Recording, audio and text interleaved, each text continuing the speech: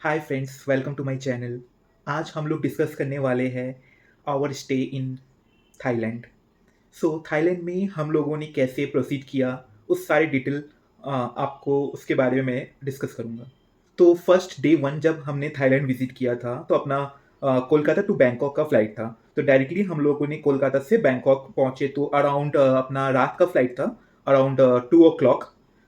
हम लोग लाइक 11 बजे घर से निकल गए थे and we are staying near the airport area.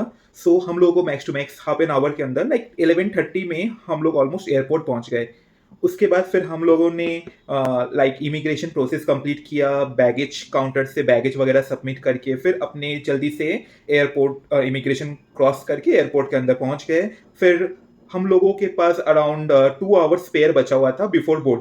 फिर हमने डिसाइड किया कि हम लोग क्यों ना इस 2 घंटे को अच्छे से यूटिलाइज करते हैं, वो भी अच्छे अच्छे खा के या अच्छे अच्छे लाइक एक अलग ही क्रेज सा रहता है जब अपने लाइक इंटरनेशनल लॉन्च में जाते हैं। एज यू नो दैट वहाँ लाइक फूडिंग तो अवेलेबल है ही, और वो भी विथ लाइक अल्कोहल, तो उसका तो मज़ा ही अलग है before international trip and before boarding to the flights. तो हम लोगों ने इनिशियली जल्दी से अपने पास like HDFC bank, ICICI bank और कुछ नियो ग्लोबल का भी कार्ड था। तो जल्दी से अपने लाइक उस सारे कार्ड में इंटरनेशनल लॉन्च की बेनिफिट ऑलरेडी एडेड रहती है। Like once in a quarter you can use the international lounge benefit. मेरे पास भी मल्टीपल कार्ड्स थे, मेरी वाइफ के पास भी मल्टीपल कार्ड्स थे, तो हम दोनों ने जल्दी से लॉन्च में जाके चेक इन किया और फिर वहाँ का yummy yummy foods and like alcohol beers try किया। उसके बाद like it's no like 2 o'clock, it's a quite hangover type of feeling. फिर जल्दी से अपना तो फ्लाइट ही लाइक छूट जाता क्योंकि फाइनल कॉल्स आने वाला था जस्ट, फिर उससे पहले जस्ट अपने बोर्डिंग की है फ्लाइट में। अपने फाइनली बोर्डिंग कर लिए फ्लाइट पे। बोर्डिंग करने के बाद ये करीब 2 से ढाई घंटा लगता है फ्लाइट टाइमिंग। उसके बाद फिर अपने लाइक 2 बजे जैसे बोर्डिंग किए तो सुबह 4:30 तक अपने बैंकॉक पहुंच चुके थे। और उसके बाद जैसे ही बैंकॉक पहुंचे तो वहाँ का वीज़ा प्रोसेस जो भी है लाइक डॉक्यूमेंटेशंस वगैरह देख के, और 5,000 रुपीज़ पर हेड वीज़ा चार्जेस है, तो हम लोगों ने जल्दी से अपना वीज़ा अप्रूव करवाया। वीज़ा ऑन अराइवल था।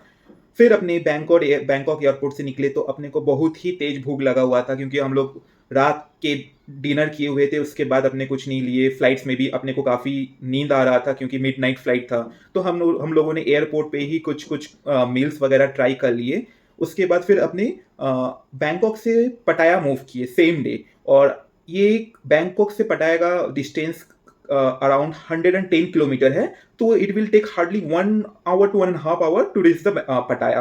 फिर अपने जल्दी से पटाया मूव किए और वहाँ ऑलरेडी अपना होटल्स वगैरह बुक किया हुआ था तो उसका कोई टेंशन नहीं था। फिर अपने चेक इन किए और हमने होटल में चेक इन किया और हमने होटल लिया था इट्स इन व्यू तलाय।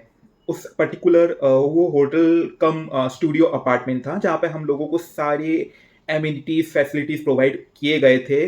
और ये पर्टिकुलर होटल लेने का मेरा मेन पर्पस ये था कि ये अ, पटाया सिटी सेंटर में ही ये होटल है और एकदम बीच फ्रंट होटल है। लाइक इसका view it's amazing, like 18th floor and the view was amazing and in house swimming pool, in house spa, in house kitchen, in house restaurant, everything everything, मतलब like वहाँ पे सारे के सारे facilities आपको मिल जाएंगे। तो काफ़ी ही सुंदर होटल्स था। नाउ अभी आपको मैं होटल्स का लाइक टूर करवाता हूँ।